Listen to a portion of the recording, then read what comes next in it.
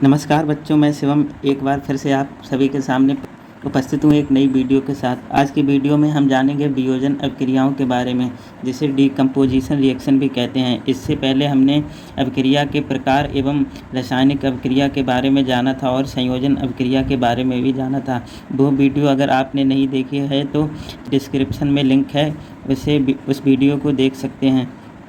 और आज की वीडियो में हम जानेंगे वियोजन अभिक्रिया के बारे में एवं इसके प्रकार के बारे में। वियोजन अभिक्रियाएँ वह अभिक्रियाएँ होती हैं वियोजन अभिक्रियाएँ वह अभिक्रियाएँ होती हैं इसमें क्या होता है कि जब कोई अभिकारक दो भागों में टूट जाता है तो इस प्रकार की अभिक्रिया वियोजन अभिक्रिया कहलाती हैं। यह अभिकारक जो है वो दो से अधिक भागों में भी टूट सकता है। ठीक है, तो इसमें देख लेते हैं इसकी वियोजन अभिक्रिया की थ्योरी के बारे में। इसमें एकल अभिकारक टूट कर दो या दो से अधिक उत्पाद का निर्माण करता है। जैसे ये कोई अभिकारक है, ये टूट के दो उत्पाद बनाता है, तो ये कौन सी अभिक्रिया हो गई? वियोजन अभिक्रिया है। तो हम कह सकते हैं वियोजन अभिक्रियाओं में क्या होता है, जब कोई एकल अभिकारक या एक अभिकारक टूट कर दो उत्पाद बनाता है तो ये अभिक्रिया वियोजन अभिक्रिया कहलाती हैं। और वियोजन अभिक्रिया में क्या होता है, उत्पाद को मतलब अभिकारक को तोड़ने के लिए बहुत सी ऊर्जा की ज़रूरत होती है। इसीलिए इन अभिक्रियाओं को मतलब कुछ ना कुछ ऊष्मा की आवश्यकता होती है। इसीलिए यह वियोजन अभिक्रिया जो हैं वो तीन प्रकार से होती हैं। पहली अभिक्रिया जो है ऊष्मीय वियोजन। इसमें क्या होता है, इसमें ऊष्मा के द्वारा अभिकारक को वियोजित किया जाता है, अर्थात तोड़ा जाता है। तो इसमें देख लेते हैं इस प्रकार के वियोजन अभिक्रिया में ऊष्मा की आवश्यकता होती है। अर्थात इसमें क्या होता है, इसमें उत्पाद मतलब अभिकारक को तोड़ने के लिए ऊष्मा की आवश्यकता होती है। जैसा कि उदाहरण में देख सकते हैं FeSO4, जिसे क्या कहते हैं, फेरस सल्फेट करते हैं तब ये किसमें बदल जाता है, Fe2O3। ये क्या है हमारा फेरिक ऑक्साइड। ये होता है फेरिक ऑक्साइड और ये सल्फ़र डाइऑक्साइड होता है और ये सल्फ़र डाइऑक्साइड। जब हम FeSO4 या सल्फेट को में ऊष्मा प्रभावित करते हैं तो ये हमारा किन किन में टूट जाता है, एक फेरिक ऑक्साइड में, सल्फ़र डाइऑक्साइड और सल्फ़र ट्राइऑक्साइड। तो ये कैसी अभिक्रिया हो गई, ये ऊष्मीय वियोजन, क्योंकि इसमें मतलब अभिकारक जो है वो कैसे ऊष्मा प्रभावित करने पर वियोजित होता है। थ्योरी में भी लिखा है इस प्रकार के वियोजन अभिक्रिया में ऊष्मा की आवश्यकता होती है। ठीक है, इसका एक और एग्जाम्पल हम देख लेते हैं, कैल्शियम कार्बोनेट। इसे जब ऊष्मा प्रभावित करते हैं तो ये किस में टूट जाए, कैल्शियम ऑक्साइड और किस में टूटता है, कार्बन डाइऑक्साइड। ठीक है, यहाँ पे देख लेते हैं, कैल्शियम का एक है, ऑक्सीजन के 3 हैं और कार्बन का 1 है। तो ये कैसे हो गई, ऊष्मीय वियोजन। ये दोनों हमारी कैसी हो गई, ऊष्मा द्वारा वियोजन। यहाँ पे आप इसका नाम लिख सकते हैं,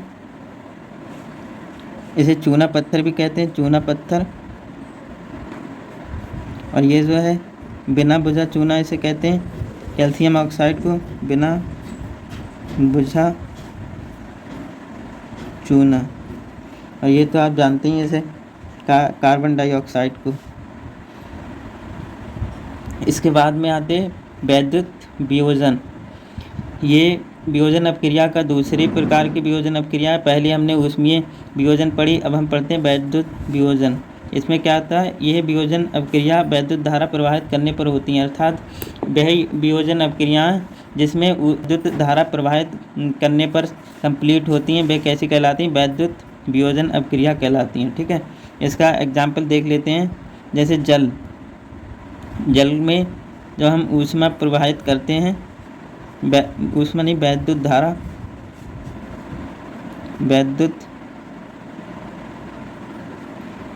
प्रवाहित करते हैं तो ये हाइड्रोजन और ऑक्सीजन में टूट जाती है। ये हमारा द्रवित अवस्था में होता है और ये गैस अवस्था में होते हैं।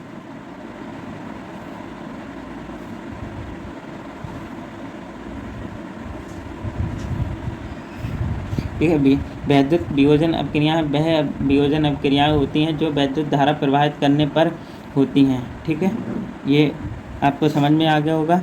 अब इसके आगे ये वियोजन, ये हमारी तीसरी वियोजन अपक्रिया है। ये अपक्रिया कैसे होती है? ये है सूर्य के प्रकाश की उपस्थिति में होने वाली वियोजन अपक्रिया हैं। ये कैसी अपक्रिया हैं? ये हमारी सूर्य के प्रकाश में होने वाली वियोजन अपक्रिया हैं। इसमें क्या होता है? इसमें अभिकारक जो है सूर्य के प्रकाश की उपस्थिति में टूटकर 2 या 2 से अधिक उत्पाद बनाता है। इसके उदाहरण देख लेते हैं। AgCl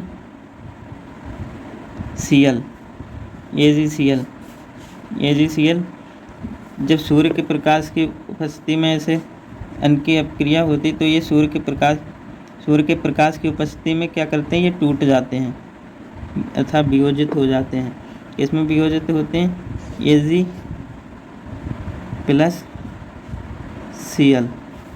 ठीक है, इसमें ये यहाँ पे Ag के 2 होते हैं। इसी के बाद में प्रकाशीय वियोजन के एक और उदाहरण है AgBr। ये भी सूर्य के प्रकाश की उपस्थिति में टूट जाते हैं, वियोजित हो जाते हैं सूर्य के प्रकाश की उपस्थिति में। यहाँ पे क्या क्या बनता है? Ag के 2 बनते हैं, 2 परमाणु बनते हैं और यहाँ पे ब्रोमीन गैस बनती है।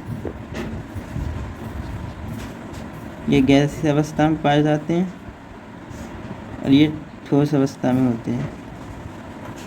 ठीक,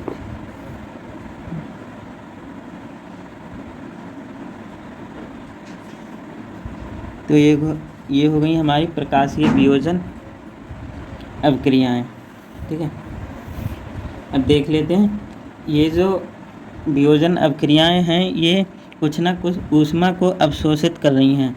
तो इन्हें कौन सी अपक्रिया कहते हैं? क्योंकि ये अपक्रिया मतलब ऊष्मा को अवशोषित कर रही हैं, इसीलिए इन्हें हम ऊष्मा शोषी अपक्रिया भी कहते हैं।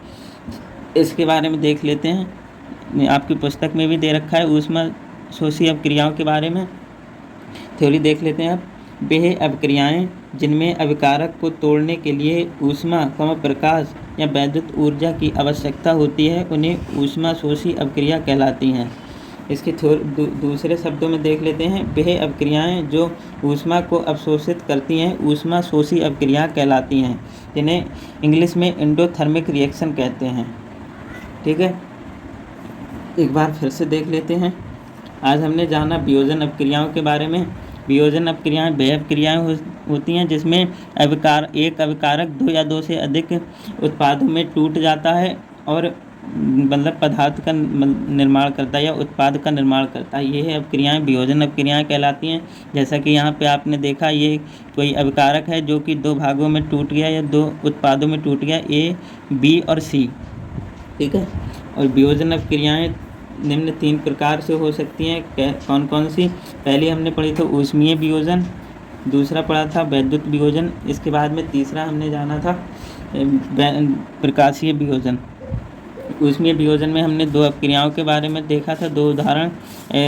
फेरस सल्फेट को जब ऊष्मा प्रवाहित की थी तब हमारा क्या फेरिक ऑक्साइड और सल्फर डाइऑक्साइड बना था। इसी प्रकार से दूसरा उदाहरण हमने देखा था ऊष्मीय वियोजन अपक्रिया का, जब चूना पत्थर को हम ऊष्मा दे रहे थे तब क्या हो रहा था, वो बिना बुझे चूने अर्थात कैल्शियम ऑक्साइड और कार्बन डाइऑक्साइड में टूट जा रहा था। इसी प्रकार वियोजन अपक्रिया हमने देखी थी, वैद्युत वियोजन अपक्रियाएं देखी थी।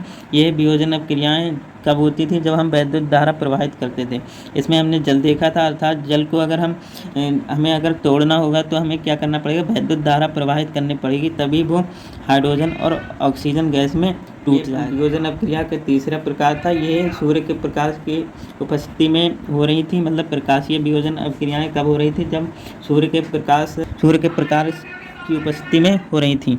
इसमें हमने एग्जाम्पल देखा था AgCl का, जो प्रकाश की उपस्थिति में सिल्वर और क्लोरीन गैस में बदल जा रहा था। इसी प्रकार से सिल्वर ब्रोमीन या AgBr के प्रकाश की उपस्थिति में किस में टूट जाता है? Ag और ब्रोमीन गैस में। ठीक ठीक है। इसके बाद हमने देखा था ऊष्माशोषी अपक्रियाएँ। ऊष्माशोषी अपक्रियाएँ वह अपक्रियाएँ होती हैं जिसमें अभिकारक को तोड़ने के लिए ऊष्मा प्रकाश वैद्युत ऊर्जा की आवश्यकता होती है, वह ऊष्माशोषी अपक्रियाएँ कहलाती हैं। और इसके दूसरे शब्दों में कहें तो वह अपक्रियाएँ जो ऊष्मा को अवशोषित करती हैं ऊष्माशोषी अपक्रियाएँ कहलाती हैं। इन्हें इंग्लिश में एंडोथर्मिक रिएक्शन कहते हैं। आज की वीडियो यहीं तक। अगर आपको वीडियो अच्छी लगी हो तो वीडियो को लाइक करें, चैनल को सब्सक्राइब करें। चैनल का नाम है साइंस एजुकेशन सेंटर। मिलते हैं एक नई वीडियो के साथ, तब तक के लिए बाय बाय।